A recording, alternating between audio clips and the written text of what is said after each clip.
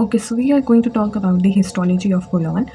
अब सबसे पहले हमें पता है कि कोलॉन की भी वही 4 लेयर्स होंगी, mucosa, submucosa, muscularis externa और सीरोसा एंड एडवेंटिशिया। तो म्यूकोसा की बात करें, that further consist of 3 layers. हमारे पास सबसे पहले एपिथेलियम आती है, then we have the lamina propria and then muscularis mucosa. तो अगर हम एपिथेलियम की बात करें तो सिंपल वही एपिथेलियम इसमें भी आ रही है, that is the simple columnar epithelium, जो कि स्टमक में थी, स्मॉल इंटेस्टाइन में थी। अगेन हमारे पास कोलॉन में भी सिंपल कोलमनर एपिथेलियम है। लेकिन स्मॉल इंटेस्टाइन और जो कोलॉन की हिस्टोलॉजी है उसमें सर्टेन डिफरेंसेस होते हैं। वो क्या डिफरेंसेस हैं?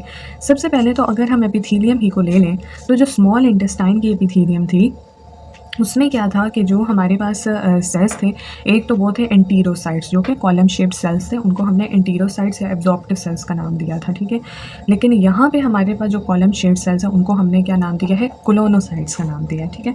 और इसमें भी हमारे पास जो है वो एक तो हमारे पास कोलमनर एब्जॉर्प्टिव सेल्स जो अभी हमने बात की कोलोनोसाइट्स हैं, ठीक है। इंटेस्टाइन में एंटीरोसाइट्स थे जो कि बेसिकली क्या कर रहे हैं? एब्जॉर्प्शन का काम कर रहे हैं, वाटर और इलेक्ट्रोलाइट के एब्जॉर्प्शन का काम कर रहे हैं, ठीक है। इसके साथ हमारे पास गॉबलेट सेल्स भी प्रेजेंट हैं जो कि स्मॉल इंटेस्टाइन में भी थे, ठीक है। ये एक सिमिलरिटी आ जाती है कि गॉबलेट सेल दोनों में प्रेजेंट है। लेकिन हमारे पास जो स्मॉल इंटेस्टाइन है उसमें फर्दर और सेल्स भी थे, like enteroendocrine cell, undifferentiated stem cells थे, पेनिक सेल्स थे, एम सेल्स थे। लेकिन अगर हम जो कोलॉन है इसकी एपिथेलियम की बात करें तो इसमें हमारे पास 2 टाइप्स ऑफ सेल्स ही एबेंडेंस में नज़र आते हैं, कोलोनोसाइट्स और गॉबलेट सेल, ये 2 सेल। जो बाकी सेल्स हैं लाइक एंटीरो एंडोक्राइन सेल और अनडिफरेंशिएटेड स्टेम सेल, वो हमारे पास इनका भी स्मॉल अमाउंट प्रेजेंट होता है, लेकिन बहुत ही डीप होगा। और वो कहाँ पे होगा? जो क्रिप्स ऑफ लेबरकन है उसकी बिल्कुल हमारे पास डीपर पार्ट में ये सेल्स प्रेजेंट होंगे। जबकि जो दूसरे सेल्स हैं हमारे पास पेनिट सेल, एम सेल, वो जो हमारे पास कोलॉन है इसमें एब्सेंट होंगे। पेनिट सेल और एम सेल इसमें प्रेजेंट नहीं होंगे, वो सिर्फ स्मॉल इंटेस्टाइन का फीचर है।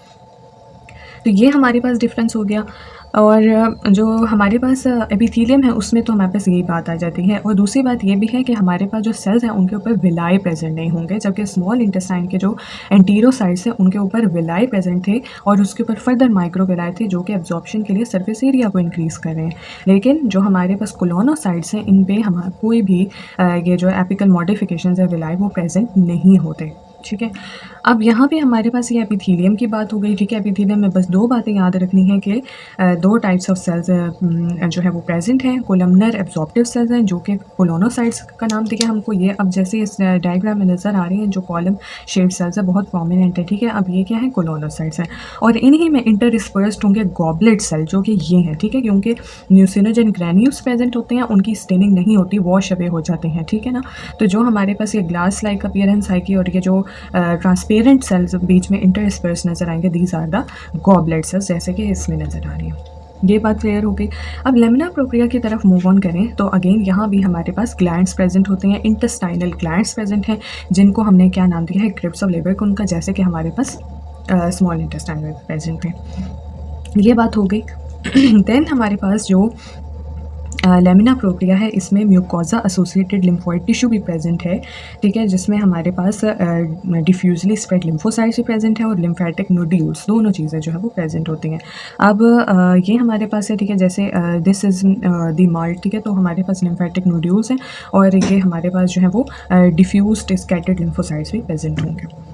देन सब म्यूकोजा की बात करें तो सॉरी मस्कुलरिस म्यूकोजा रह गई थी। म्यूकोजा में ये हमारे पास बिल्कुल जो थिन सी लाइन नज़र आ रही है, स्टेनिंग नज़र आ रही है, ये मस्कुलरिस म्यूकोजा को रिप्रेजेंट कर रही है। फिर नीचे आ जाता है सब mucosa, second part of the histology of the digestive tract, ठीक है। तो सब म्यूकोजा में हमारे पास क्या है? Obviously it is consist of the dense connective tissue, और जिसमें ब्लड वेसल्स होंगे, लिम्फेटिक्स होंगे और मीजनर्स प्लेक्सस ऑफ नर्व्स प्रेजेंट होगा, ठीक है। यहाँ पे ग्लैंड्स प्रेजेंट नहीं होंगे। अच्छा, फिर आ जाती है मस्कुलरिस एक्सटर्ना, जो कि यहाँ पे हमें यहाँ पर इस डायग्राम में सिर्फ सब म्यूकोजा तक दिया हुआ है। तो अब हम मैनुअल की डायग्राम से फर्दर जो है वो हिस्टोलॉजी डिस्कस करते हैं। अब यहाँ पे हमारे पास क्या चीज़ है कि अभी हमने बात की म्यूकोजा, सब म्यूकोजा की, ठीक है। अगर यहाँ दोबारा से देखें तो एपिथेलियम है, ये सिंपल कोलमनर एपिथेलियम है, इसमें ये कोलोनोसाइट्स और ये गॉबलेट सेल्स प्रेजेंट हैं। लेमिना प्रोप्रिया है, इसमें इंटेस्टाइनल ग्लैंड्स प्रेजेंट हैं। एंड अगर हम आए फर्दर मस्कुलरिस म्यूकोजा पे, ठीक है, ये मस्कुलर लेयर प्रेजेंट है, सब म्यूकोजा आ जाता है हमारे पास, जैसे कि अभी हमने देखा था।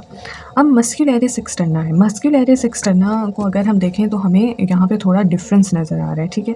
इनर सर्कुलर लेयर तो वैसे ही है जैसे बाकी रीजन्स में भी हम देखते हैं, स्मॉल इंटेस्टाइन में भी देखी, लेकिन जो आउटर लॉन्गिट्यूडनल लेयर है, क्योंकि हमें पता है कि जो कोलॉन होता है उसमें जो लॉन्गिट्यूडनल मसल्स होते हैं बेसिकली वो 3 फ्लैट बैंड्स होते हैं लॉन्गिट्यूडनल मसल के, जो इक्वी डिस्टेंट होते हैं आपस में, और ये रन करते हैं along the length of the large intestine. तो ये हमारे पास जब हम हिस्टोलॉजिकल व्यू देखेंगे तो हमारे पास इसको बेसिकली 3 फ्लैट बैंड्स को हम क्या कहते हैं, टीनिया कुलाई कहते हैं। तो हम लॉन्गिट्यूडनल जो मसल्स है मस्कुलरिस एक्सटर्ना के, उनको इस तरह से ड्रॉ करेंगे, ठीक है, जो हमारे पास क्या रिप्रेजेंट करेंगे, टीनिया कुलाई को रिप्रेजेंट करेंगे। तो ये हमारे पास मस्कुलरिस एक्सटर्ना है, और इस डायग्राम से तो एसोसिएटेड नहीं है, लेकिन वैसे हिस्टोलॉजी जब हम देखते हैं तो या ग्रॉस फीचर देखते हैं तो हमारे पास क्या होते हैं, हॉस्ट्रेशंस प्रेजेंट होती हैं लार्ज इंटेस्टाइन में, यानी जो सैक्स है वो बल्ज हुए होते हैं। तो वो बेसिकली वो हमारे पास हम फिजियोलॉजी में पढ़ते हैं कि जो प्रोपल्जन और मिक्सिंग में और फूड में जो है वो हेल्प करते हैं। फूड तो नहीं वैसे आएगा वहाँ पे, सॉरी, प्रोपल्जन और मिक्सिंग ऑफ द जो मटेरियल है उसमें जो है वो हेल्प करते हैं।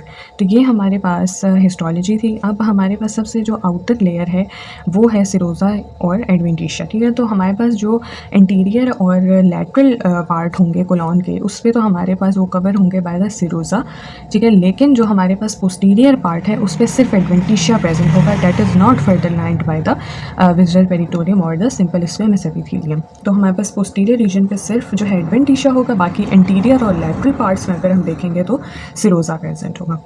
तो सबसे पहले आ जाता था म्यूकोजा, जिसमें हमने एपिथेलियम देखी, then lamina propria, muscularis mucosa, then submucosa देखा, देन मस्कुलरिस एक्सटर्ना जिसमें इनर सर्कुलर है, और आउटर लॉन्गिट्यूडनल जो लेयर थी उसमें क्योंकि जो लॉन्गिट्यूडनल मसल्स है वो 3 फ्लैट बैंड्स के तौर पर अपीयर होते हैं, जिनको हम टीनिया कुलाई कहते हैं। तो हमारे पास जो डायग्राम है उसमें थोड़ी वेरिएशन आ जाती है। देन जो लास्ट पार्ट था कि हमारे पास इंटीरियर और जो लैटरल पार्ट्स ऑफ कोलॉन है दे आर कवर्ड बाय क्या, उनकी जो सबसे एक्सटर्नल लेयर है दैट इज सिरोजा, लेकिन जो पोस्टीरियर part of colon है that is bounded by the adventitia. So that was all about the histology of colon.